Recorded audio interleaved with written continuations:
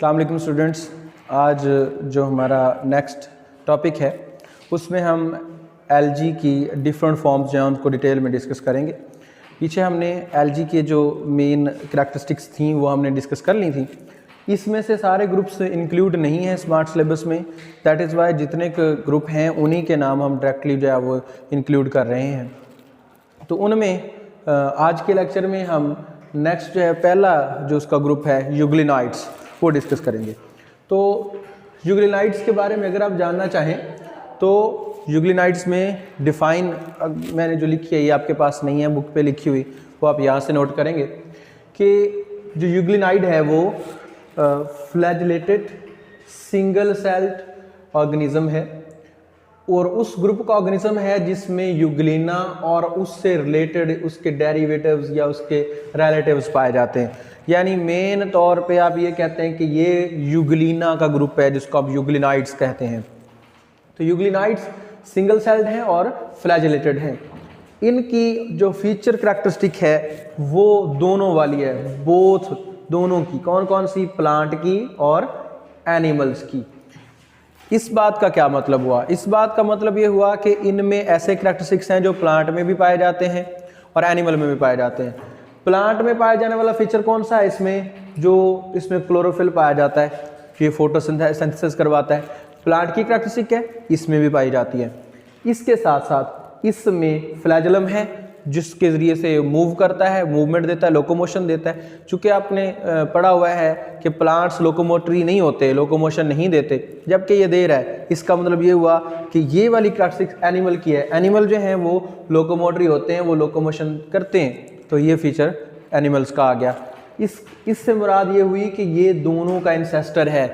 ये भी कहा जाता है बायोलॉजिकल रिसर्च में और एवोल्यूशन में कि जो यूग्लिना है वो बोथ प्लांट्स एंड एनिमल का जो है वो इंसेस्टर है। ये दोनों उसकी औलाद है कि प्लांट वाली करैक्टरिस्टिक भी उसमें है और एनिमल वाली करैक्टरिस्टिक भी उसमें है।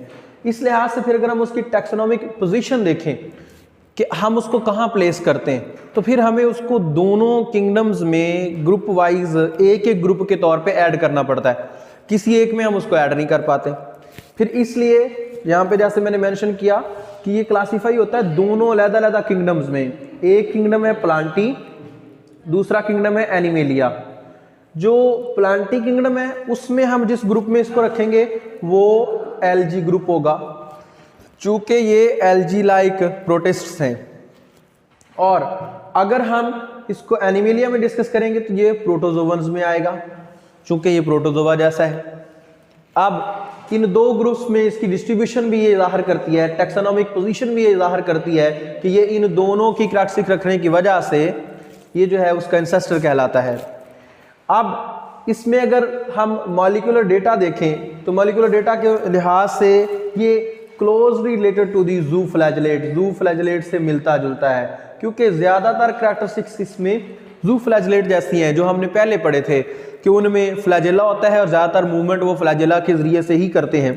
तो उनकी तरह की करैक्टरिस्टिक्स ज़्यादा पाई जाती है, इसलिए इसका मॉलिक्यूलर डाटा बताता है कि ये जो है वो फ्लैजिलेटेड से मिलता जुलता है, जू फ्लैजिलेटेड से मिलता जुलता है। लेकिन टैक्सोनॉमिकल पोजीशन अगर हम उसको देखें कि टैक्सा के लिहाज से, ग्रुप के लिहाज से हमने उसको किस ग्रुप में प्लेस करना है, तो हम उसको दोनों किंगडम के एक एक ग्रुप में प्लेस करेंगे।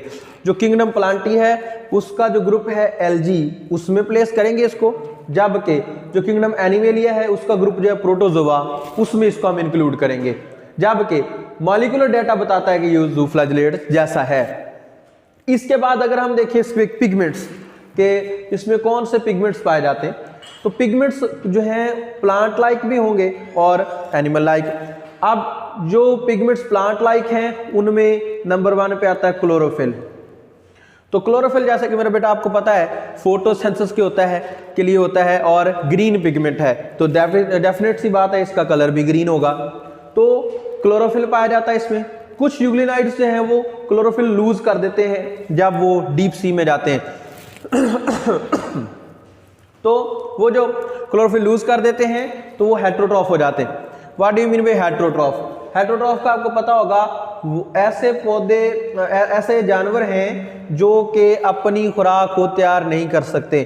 The organisms which can not obtain और प्रोड्यूस देयर ओन फूड, जो अपनी खुराक खुद बना नहीं सकते, खुद ले नहीं सकते, उनको हम कहते हैं हेटेरोट्रॉफ। और जो अपनी खुराक खुद प्रोड्यूस कर सकते हैं वो होते हैं ऑटोट्रॉफ। तो ये हेटेरोट्रॉफ हो जाते हैं। अगर इनके पास क्लोरोफिल होगा, ये फोटोसिंथेसिस करवाएंगे तो फिर होंगे ऑटोट्रॉफ।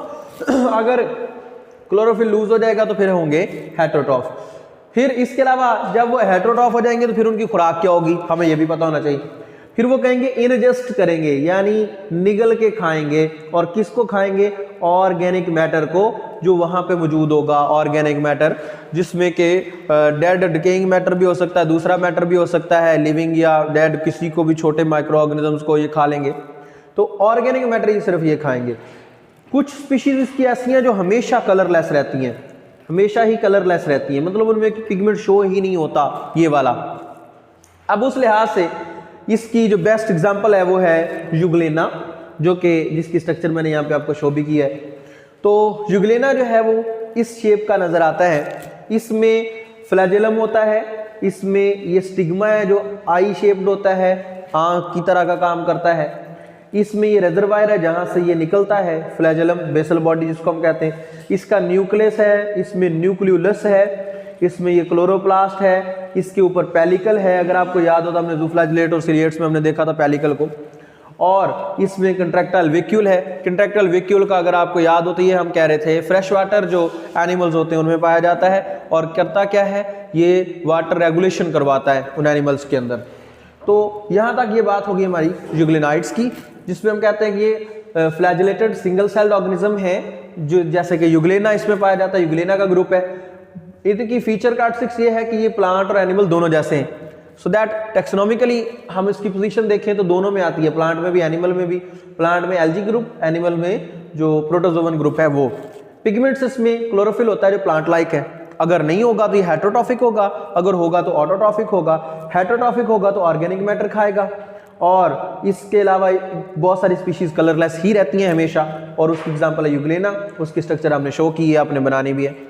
इसके बाद अगर हम अगले ग्रुप में मूव करें, बीच में से 2 से 3 ग्रुप जो है ना वो स्किप किए हुए हैं हमारे स्मार्ट स्टेबल्स में, तो उससे अगला जो ग्रुप है वो ब्राउन अलजी है। Brown अलजी is so called that because xanthophyll जो इसके अंदर मौजूद होता है वो ब्राउन कलर का पिगमेंट है, और उसकी मौजूदगी की वजह से इसको हम ब्राउन अलजी का नाम देते हैं। तो इसकी डिफाइन भी आपने लिख रही है यहीं से, क्योंकि वहाँ पे नहीं लिखी हुई। तो large group of algae that are typically olive brown due to xanthophyll की वजह से ऑलिव ब्राउन सा कलर देते हैं ये, और यही पिगमेंट इनकी कैरेक्टरिस्टिक फीचर है और यही इसका नाम है। हैबिटेट अगर हम उसका देखेंगे ये पाया कहाँ जाता है, तो ये कॉमनली ज़्यादातर जो है वो कूलर मैरीन वाटर्स में पाए जाते हैं, यानी ठंडे पानियों के जो समंदर हैं वहाँ मौजूद होंगे। और उसके अलावा ये रॉकी कोस्टलाइंस में पाए जाएंगे, यानी जो चट्टानी साहली इलाके होंगे उनमें, या इंटरटाइडल जोन में जहाँ पे बार बार जो टाइड्स आती हैं, लहरें पानी की आती जाती रहती हैं, उनके दरमियान में पाए जाते हैं। जैसे कि इस तरह की एग्जांपल जो है वो लेमिनेरिया की है, और लेमिनेरिया नीचे भी हमने डिस्कस किया हुआ है। अगर हम उसकी सेलुलर ऑर्गेनाइजेशन देखें तो सेलुलर ऑर्गेनाइजेशन ये कहती है कि ये मल्टी सेलुलर है, यानी ज़्यादा सेल्स पे मुश्तमिल है। और अगर हम इसके साइज की बात करें कि ये साइज में कितनी रेंज करेगा, तो ये रेंज करता है फ्यू सेंटीमीटर से लेके 75 मीटर्स तक। और 75 मीटर्स तक लंबा कौन सी इसकी एग्जांपल हुआ है? कैल्प्स। कैल्प्स नीचे भी हमने उसको डिफाइन भी किया हुआ है कैल्प्स को। तो जो लार्जेस्ट ब्राउन अलजी है, लार्जेस्ट ब्राउन अलजी इस ग्रुप में से वो है कैल्प्स। कैल्प्स क्या है? ये टफ और लेदरी अपीयरेंस वाला एक एल्जी है जो कि 75 मीटर्स लॉन्ग है, 75 मीटर लंबा होता है। ये लार्जेस्ट इनमें से इनका जो ऑर्गेनिज्म है वो है।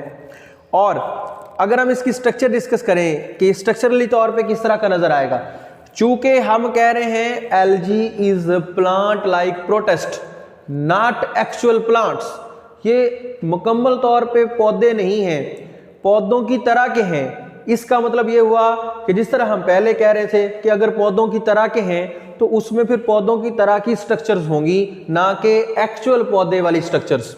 मतलब क्या हुआ इस बात का कि इसमें फिर जड़ नहीं होगी, जड़ की तरह की स्ट्रक्चर होगी। इसमें स्टेम नहीं होगी, स्टेम की तरह की स्ट्रक्चर होगी।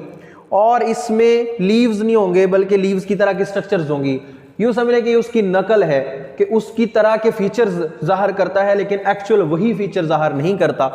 सो स्ट्रक्चर में अगर आप देखें तो leaf like blades, stem like stipes, root like holdfast, ये 3 मेन ऑर्गन्स होते हैं और यही 3 यहाँ पे इसने शो किए हुए। और ये जो शो हुए ये लैमिनेरिया जो ब्राउन एल्जी है उसके हैं। यह मैंने आपको स्ट्रक्चर भी उसकी शो की। ये जो लीफ लाइक स्ट्रक्चर है उसकी, ये ब्लेड्स कहलाती है। ये जो स्टेम लाइक स्ट्रक्चर है ये पूरी की पूरी स्टाइप कहलाती है।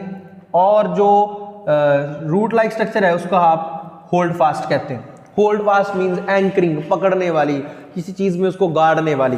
तो वही नीचे उसका फीचर भी मैंने शो किया कि होल्ड फास्ट जो है वो एंकरिंग इन फीचर है, किसी चीज के अंदर उसको लगा देना, गाड़ देना, चिपका देना, कि ये उसको चिपका के रखता है। सो इस लिहाज से ये पौधे जैसा तो हुआ लेकिन एक्चुअल जो प्लांट्स हैं वो नहीं होते। तो दैट इज वाई इनको हम कहते हैं प्लांट लाइक प्रोटिस्ट्स। सो ब्राउन एल्जी जिसको अभी हमने डिस्कस किया हुआ है लार्ज ग्रुप एल्जी का, जो ऑलिव ब्राउन है। ऑलिव ब्राउन होता क्यों है? ज़ेंथोफिल की वजह से। हैबिटेट उसका क्या है? कूलर मेराइन वाटर्स या रॉकी कोस्टलाइंस, जबकि सेलुलर ऑर्गेनाइजेशन में वो मल्टी सेलुलर है। साइज उसका फ्यू सेंटीमीटर से लेके 75 मीटर्स तक है। 75 मीटर्स तक जो बड़ा जो उसका ग्रुप है वो है कैल्प्स। और ये इंपॉर्टेंट शॉर्ट क्वेश्चन है कैल्प्स, और ये एमसीक्यूज में भी पूछा जाता है कि लार्जेस्ट ब्राउन एल्जी कौन सी है, तो ये नाम आपने जरूर ध्यान में रखना है कैल्प्स का। लार्जेस्ट ब्राउन एल्जी कैल्प्स है और ये टफ और लेदरी इन अपीयरेंस होता है। शॉर्ट क्वेश्चन में भी यही डिफाइन लिखनी है उसकी, और एमसीक्यूज में उसका ये नेम आएगा या उसका वो जो मीटर्स में साइज है वो आएगा। स्ट्रक्चर में आपने ये स्ट्रक्चर बनानी भी है, याद भी रखनी, ज़हन में भी रखना। लीफ की जगह पे नाम आएगा ब्लेड्स, स्टेम की जगह पे नाम आएगा स्टाइप्स, और होल्ड फास्ट जो है वो रूट की जगह पे हम लिखेंगे। और होल्ड फास्ट का काम होगा उसको एंकर करना, उसको फंक्शन में उसको जो है ना चिपका के रखना। लास्ट थिंग जो आज हमने डिस्कस करनी वो इसका अगला ग्रुप है जो है क्या रेड एल्जी। रेड एल्जी जो है उसको रेड कहने की भी उसके पिगमेंट की वजह है। तो रेड एल्जी को दूसरा नाम आपके पास बुक पे लिखा हुआ है रोडोफाइटा। रोडोफाइटा जो है one of the oldest group है एल्जी का, यानी सबसे पुराना ग्रुप है एल्जी का, और 1000 से ऊपर इसकी जो स्पीशीज है वो पाई जाती हैं। और ये रेड इन कलर होते हैं, दैट इज वाई उनको हम रेड एल्जी कहते हैं। और रेड इन कलर होने की वजह क्या है? उसमें मौजूद पिगमेंट, और उस पिगमेंट का नाम है फाइकोरिथ्रीन। जैसा कि मेरे बेटा आपको याद हो तो हमने ब्लू ग्रीन एल्जी एक नाम दिया था साइनोबैक्टीरिया को, और उसमें हम ब्लू जो कह रहे थे वो कलर था उसका फाइकोसियानिन का। मतलब ये हुआ कि जिस पिगमेंट की मौजूदगी होती है जिस किसी ऑर्गेनिज्म में वही उसका कलर होता है, और अक्सर औकात वही कैरेक्टरिस्टिक फीचर के तौर पे उसके नाम में ऐड हो जाता है। तो साइनोबैक्टीरिया में फाइकोसियानिन होने की वजह से उसको साइनोबैक्टीरिया कह रहे थे या ब्लू ग्रीन एल्जी कह रहे थे। इसी तरह इसको रेड एल्जी कहने की वजह या रोडोफाइटा कहने की वजह इसके अंदर मौजूद रेड पिगमेंट फाइकोरिथ्रीन है, और फाइकोरिथ्रीन इसको रेड कलर देता है। अगर हम इसकी हैबिटेट डिस्कस करें तो हैबिटेट के तौर पे ये ज़्यादातर रॉक्स और सबस्ट्रेट्स के साथ जुड़ा होता है, अपने आप को अटैच रखता है, और इसमें भी होल्ड फास्ट होंगी। तो जैसे कि पहले हम डिस्कस कर रहे हैं कि जितने भी प्लांट लाइक प्रोटिस्ट हैं उनमें प्लांट लाइक स्ट्रक्चर्स होंगी, एक्चुअल प्लांट स्ट्रक्चर्स नहीं होंगी। तो इसमें भी जड़ें नहीं होंगी, बल्कि जड़ों की जगह होल्ड फास्ट है जो जड़ के तौर पे काम करेगा। स्ट्रक्चर इसकी अगर हम देखें तो इसमें हम कहते हैं ये मल्टीसेलुलर बॉडी रखता है, और मल्टीसेलुलर बॉडी भी वो जिसमें कम्प्लेक्स इंटरवोवन फिलामेंट होता है। कम्प्लेक्स इंटरवोवन फिलामेंट उसको कहते हैं जिस फिलामेंट में बहुत सारी ब्रांचेस हों और हर एक ब्रांच जो है एक दूसरे के साथ इंटर रिलेटेड हो। यूं ये आपके पास बुक पे बनी भी हुई है। तो इंटरलेटेड इंटरवोवन जिसको आप कहते हो फिलामेंट वो इसमें पाया जाएगा। इंटरवोवन फिलामेंट आपस में जुड़े हुए होते हैं, कम्प्लेक्स सी स्ट्रक्चर उसकी शो हो रही होती है, और जैसे कि कोरालाइन है वो उसकी एग्जाम्पल में आता है। तो multicellular body composed of complex interwoven filament. What is complex interwoven filament? Complex interwoven filament कहते किसको हैं? ऐसे फिलामेंट्स जो डेलिकेट और फीदरी हों, मतलब थोड़े से आपस में ज्यादा जुड़े हुए और फीदर लाइक होने की वजह से उसका नाम है। तो डेलिकेट और फीदरी जो फिलामेंट्स होते हैं उनको हम कम्प्लेक्स इंटरवोवन फिलामेंट कहते हैं, ये भी पूछा जा सकता है इसके अंदर। इसके बाद कोरल रीफ्स की बात की गई है इस टॉपिक के अंदर, और कोरल रीफ्स की बात क्यों कर रहे हैं? कोरल रीफ की बात इसलिए कर रहे हैं कि इसकी जो सेल वॉल है ना कुछ रेड एल्गी की, उसके अंदर कैल्शियम कार्बोनेट होता है। कैल्शियम कार्बोनेट एक ऐसा मॉलिक्यूल है जो कि हिस्सा लेता है कोरल रीफ बनाने में। अब जब हमें पता है कि कोरल रीफ ये बनाते हैं तो फिर हमें ये भी पता होना चाहिए what are coral reefs. And very very very important short question is what are coral reef या डिफाइन कोरल रीफ्स। इस पूरे टॉपिक में से कोरल रीफ के ऊपर कई दफा शॉर्ट क्वेश्चन आया हुआ है, कई दफा पूछा गया है। कोरल रीफ की डिफाइन आपके पास नहीं लिखी हुई, मैंने यहाँ लिखी है, तो आप देख लें और उसको नोट कर लें। तो कोरल रीफ किसको कहते हैं? A ridge of rock in sea, समंदर के अंदर बनने वाला रॉक का एक ढेर, छोटा या बड़ा, जो कि बनता है thin layers of calcium carbonate, जो कैल्शियम कार्बोनेट की बारीक तहों के मिलने से बनता है।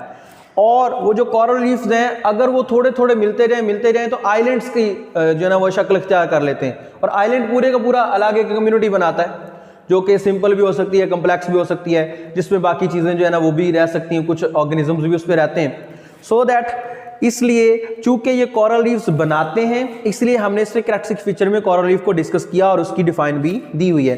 कुछ रेड एल्गी की सेल वॉल में कैल्शियम कार्बोनेट होता है, वो कैल्शियम कार्बोनेट बिल्डिंग करता है कोरल रीफ्स की, और उसकी एग्जांपल जो ये काम करवाता है कोरल रीफ का, उसको हम कहते हैं कोरालाइन।